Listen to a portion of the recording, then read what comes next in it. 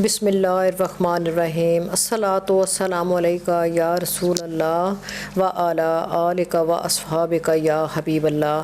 محترم ناظرین و سامعین، السلام علیکم ورحمۃ اللہ وبرکاتہ۔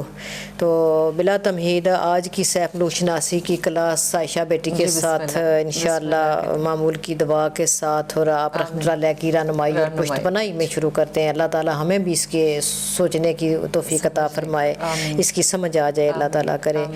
تو رحمت دامی با خدایا باغ سکا کر ہریا، بوٹا آس امید میری دا کر دے میوے پریا، آمین ثم آمین یا رب العالمین۔ تو آپ قبلہ میاں صاحب رحمۃ اللہ علیہ سلسلہ وار بالترتیب ہمیں سیدنا عبد القادر جیلانی غوث اعظم رضی اللہ کی حضوری میں لے آئے ہیں، سٹیپ بائی سٹیپ۔ تو ان کی شان، مقام، مرتبہ اور فیوز و برکات کے بارے میں آپ کے کلام سے ہم استفادہ کریں گے انشاءاللہ تعالی۔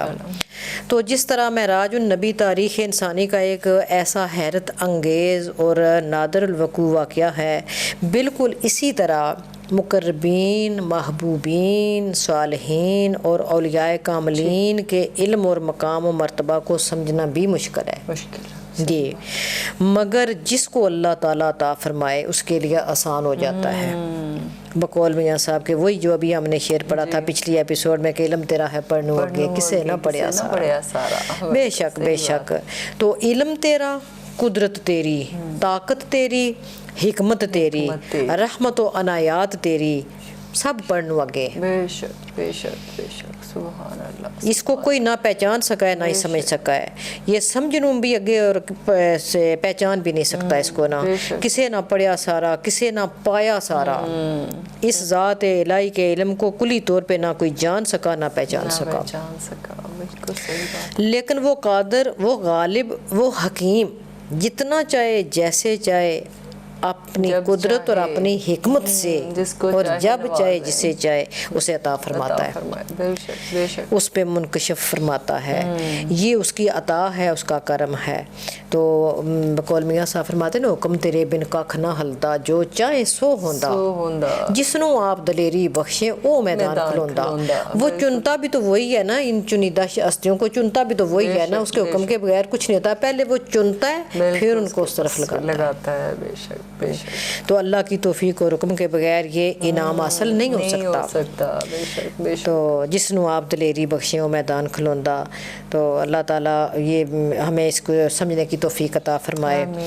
تو بیٹا نام نہاد ڈگری ہولڈر، فلاسفر اور سکالرز اس گتھی کو نہیں سلجھا سکتے کبھی بھی، بالکل صحیح بات، بلکہ عالم، کامل، صادق اور عاشق ہی صوفیاء کے ایسے کلام کی اصل روح اور اصل کلام سمجھا سکتے ہیں، بے شک بے شک۔ تو عقدہ کشائی کر سکتے ہیں۔ بقول علامہ اقبال رحمۃ اللہ علیہ کے، جب عشق سکھاتا ہے آداب خود آگاہی، کھلتے ہیں غلاموں پہ اسرار شہنشاہی، یہ وہ چیز ہوتی ہے۔ تو ایسے شعراء عارفانہ کلام جو عام انسان کی سوچ اور پہنچ سے باہر ہوں، اس کے غلط معنی و مفہوم سے ایک تو مصنف علیہ رحمہ کی روح کو تکلیف ہوتی ہے۔ بیٹا یہ بار بار ہمارا چینل کا مقصد یہی ہے، بار بار مجھے تو اس چیز کی اتنی یقین کریں کہ میرے ابو جی نے اس پہ کام کیا ہے بہت زیادہ، اس کلام کی تصحیح کے لیے بہت زیادہ کام کیا، کیونکہ انہوں نے سارا پڑھا ہوا تھا، وہ میاں صاحب کی اصل جو تھی اس کو جانتے تھے کہ میاں صاحب کی روح کو کتنی تکلیف ہوتی ہے، تو انہوں نے اور کام نہیں کیا، صرف اس کی تصحیح کے لیے اپنی پوری زندگی وقف کر دی تھی ابو جی نے۔ تو ایک تو ان کی روح کو تکلیف ہوتی ہے، دوسرا قاری کے عقیدہ کو بھی متزلزل کر دیتے ہیں نا، یہ جب لفظ غلط پڑھے، چھوٹا سا لفظ ہے اگر اس کو آپ غلط پڑھیں گے تو کہاں سے غلط میننگ آ جائے گا، تو پھر کیا ہوتا ہے فتوے، تو پھر وہ صاحب کلام کو تو دکھ ہوتا ہی ہوگا کہ انہوں نے اس لیے تو نہیں تحریر فرمایا تھا کہ لڑو جھگڑو آپس میں، انہوں نے تو ایک اصلاح کی تھی نا۔ تو اسی لیے ایسی جگہ پہ بڑی احتیاط اور باریک بینی کی ضرورت ہوتی ہے کہ جب ہم کسی کی بھی کوئی شان بیان کرتے ہیں تو اس میں پھر ہمیں بڑا سوچنا پڑتا ہے کہ کس طرح بولنا ہے، کیا کرنا ہے، اتنا ہی نہ بڑھ جائیں کہ اس کی روح کو تکلیف ہی پہنچا دیں۔ بالکل بالکل۔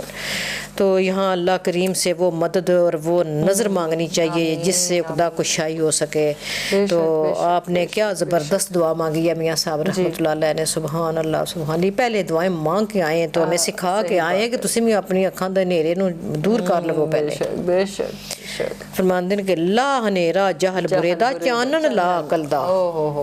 سبحان اللہ. سب سے پہلی دعا ہی انہوں نے مانگی ہے, اسی لیے انہوں نے بتایا کہ ترتیب وار پڑھو تاکہ آپ کو پہلے سے آپ کی نظریں صاف ہوتی جائیں, آپ کی روح صاف ہوتی جائے, کوئی شک و شبہ کی گنجائش نہ رہے. سبحان اللہ سبحان اللہ. کیا بات ہے. تو غوث اعظم کو مکمل فیض نبوت حاصل ہوا بیٹا. آپ کی حیات طیبہ نبی کریم صلی اللہ علیہ وسلم کی سیرت اور سنت کا مکمل مظہر ہے. اللہ کریم نے آپ کو نسبت رسولی, خاندانی شرافت و نجابت, تقوی و طہارت, زہد و ورع اور اطمینان قلب سے نوازا. بے شک بے شک. یہ عطا تھی اللہ تعالیٰ کی. تو اللہ پاک کے خصوصی کرم سے آپ مادر زاد ولی تھے. یہ بھی جی کیا بات ہے. آپ کی والدہ مائدہ نے اصول علم کے سلسلہ میں اور آپ کی تربیت و پرورش میں بھرپور سرپرستی فرمائی. وہ واقعہ جو ہم سلیبس میں پڑھتے آئے شروع میں کہ والدہ نے اصول علم کے لیے روانہ کیا تھا تو ساتھ ہی تاکید فرمائی تھی کہ جھوٹ نہیں بولنا, اور پیسے وہ باندھ کے دیے تھے. 40 دنات تھے کیا کچھ سم تھی نا, ڈاکو ملے. ہاں تو ڈاکو ملے تو انہوں نے پوچھا تو آپ نے بتا دیا کہ 40 دینار ہیں, یہ میری ماں کی نصیحت. تو ڈاکو نے پوچھا کہ کیوں آپ نے بتا دیا, تو پتہ بھی نہیں چلنا تھا. تو انہوں نے پھر فرمایا کہ یہ میری ماں کی نصیحت تھی, تو یہ تربیت تھی میری ماں کی. تو ڈاکو تائب ہوئے, کلمہ پڑھا اور مسلمان ہوئے, اور پھر ولی بنے, پھر کتب بنے. یہاں میاں صاحب رحمۃ اللہ فرماتے ہیں چورانوں تو کتب بنایا میں بھی چور چکا. پھر جس در جاواں تکے کھاواں ایک تیرا در تکا. سبحان اللہ سبحان اللہ سبحان اللہ. تو یہ تھا بچے کی سب سے پہلی دستگاہ ماں کی گود, ماں کی تربیت کا اثر. یہاں آپ رحمۃ اللہ فرماتے ہیں نا کہ ایک جگہ میاں صاحب نے ماں منی تے رب منایا پہلا مرشد مائی.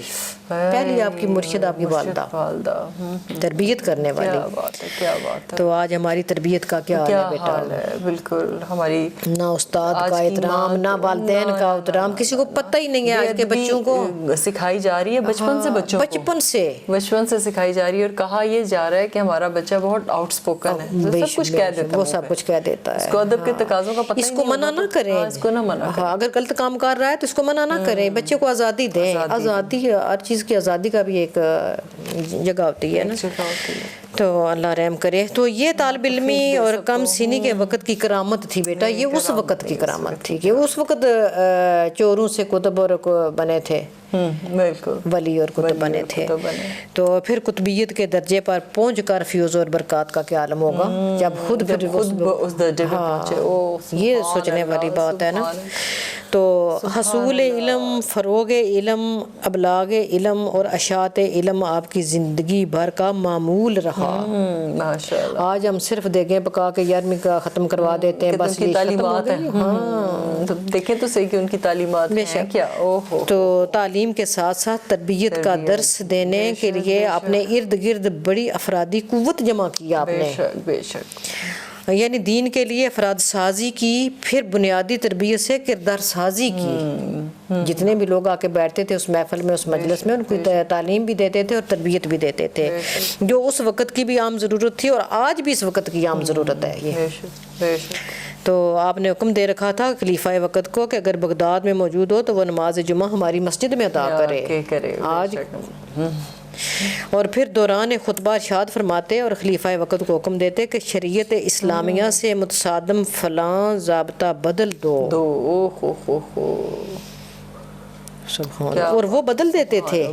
بالکل صحیح ہے نا. ان کو ادب کے تقاضوں کا ان کو بھی پتا تھا. تو یہ کیا تھا, یہ ایک عالم اور حاکم کا فریضہ ہے. تو آج بس اللہ تعالیٰ رحم کرے, آج بھی ویسا عالم اور ویسا آمین آمین آمین ثم آمین. تو آپ کی جرت, اخلاق و اخلاص, ایمانی قوت اور عقیدت کا امتزاج یہ کام کرواتا تھا. بے شک بے شک. تو آپ نے اپنے کردار, حکمت عملی, انتھک محنت سے جس انداز سے عقیدہ توحید کی خدمت کی ہے وہ آپ ہی کا خاصہ ہے. بے شک بے شک. کیونکہ توحید ہی اسلام کا بنیادی عقیدہ ہے, اور اسی پہ اسلام کی عمارت کھڑی ہے. تو جس طرح آپ نے دین کی خدمت کی ہے اسی قدر صف اولیاء میں رب تعالیٰ نے آپ کو بلند مقام و مراتب سے نوازا ہے. یہ وجہ تھی نا. یہ مقام اور مرتبے ایسے تو نہیں ملتے بغیر محنت کے اور بغیر آپ نفس پرستی بھی کریں اور پھر آپ اولیاء میں بھی آنا چاہیں تو ایسے تو نہیں ہو سکتا. وہ نہیں ہو سکتا. تو جیسے کہ غوث اعظم درمیاں اولیاء، چوں محمد درمیاں انبیاء. تو آپ میاں صاحب رحمۃ اللہ علیہ اپنی زبان اور اپنے انداز سے شان بیان فرما رہے ہیں، سنتے ہیں اور لطف اندوز ہوتے ہیں. ان کا تو دل کرتا ہے کہ ان کا کلام ہی پڑھ جائے. ہمیں تشریح تو آتی نہیں ہے، نہ ہماری اوقات ہے تو نہ آتی ہے، نہ الفاظ ہمارے پاس. تو پھر وہ اپنے میرا پاک کی بارگاہ میں فرما رہے ہیں کہ واہ واہ میراں شاہ شہاندہ سید دوئیں جہانی. سید کے معنی بھی ایک جگہ نا بادشاہ شاہ ہوتے ہیں نا. جی جی جی. تو واہ واہ میراں شاہ شہاندہ سید دوئیں جہانی، غوث اعظم پیر پیراندہ ہے محبوب سبحانی. سبحان اللہ سبحان اللہ. میراں بھی بزرگی کا ایک اعلیٰ درجہ ہے. تو واہ سبحان اللہ، بادشاہوں کے بادشاہ، ذات حق کے محبوب، پیروں کے پیر، رہبر لشکر اولیاء، سلسلہ اولیاء میں سب سے بڑا مرتبہ غوث کا. پھر آپ غوث اعظم کے مرتبہ کمال پر فائز ہوئے. اور نانک دادک پھر فرماتے ہیں کہ نانک دادک ولوں اچا، کیا بات ہے، سچا حسبوں نسبوں، سچا حسبوں نسبوں، ہائے ہائے نبیاں نالوں کاٹنا ریا ہر صفتوں ہر وصبوں. یہاں جب ایسا کوئی شعر آتا ہے نا، ایسا کلام، تو پھر لوگوں کے جو ہوتے ہیں نا وہ متزلزل ہونے لگتے ہیں، جن کے ایمان کچے ہوتے ہیں، جنہوں نے پورا وہ پڑھا نہیں ہوتا، ان کو علم نہیں ہوتا کہ یہ علم جو آنٹی اس کو گریجولی جنہوں نے چلایا نہیں ہوتا، جنہوں نے بیچ میں سے جیسے اٹھا کے پڑھ لیا، تو یہ نہیں دیکھا کہ پیچھے کیا کہتے ہیں. بالکل بالکل، صاحب کلام نے پیچھے کیا کہا وہ دیکھو، پھر چلو بیچ میں سے نہ اٹھا کے پڑھو. اسی لیے یہ میاں صاحب رحمۃ اللہ علیہ کا یہ جو ہے نا فرمان اور ہمارے لیے حکم ہے وہ کہ میرے کلام کو ترتیب وار پڑھو، شروع سے پڑھو، سلسلہ وار پڑھو، آپ کو ہر چیز کا جواب ساتھ آتا جائے گا. تو اللہ تعالیٰ ہمیں اس کو ترتیب وار پڑھنے کی توفیق عطا فرمائے. تو آگے پھر فرماتے ہیں نا کہ ننیال یعنی والدہ ماجدہ سے امام حسین علیہ السلام سے، اور ددیال یعنی والد ماجد کی طرف سے سلسلہ امام حسن علیہ السلام سے ملتا ہے نا میرا پاک کا. تو نانک دادک ولوں اچا، اس طرح آپ حسنی حسینی سید پاک ہیں، اور سچا حسبوں نسبوں، آپ کا حسب نسب جو ہے وہ بھی سچا ہے. تو نبیاں نالوں کاٹنا ریا ہر صفتوں ہر وصفوں، آپ کے اوصاف کسب و کمالات اعمال و کردار نبیوں سے کم نہ تھے، ان جیسے تھے. تو کیا شان مقام ہے غوث اعظم آپ کا، اور کیا عقیدت و نسبت ہے میاں صاحب آپ کی میرا پاک سے. کیا بات ہے. اور کتنے فیض یاب ہوئے شاہ بغداد سے میاں صاحب رحمۃ اللہ علیہ. اللہ تعالی ہمیں ایسے اولیاء کرام کو پڑھنے کی اور سمجھنے کی، پھر اس پہ عمل کرنے کی توفیق عطا فرمائے. تو اگلی ایپیسوڈ کے لیے اللہ حافظ. السلام علیکم ورحمۃ اللہ وبرکاتہ.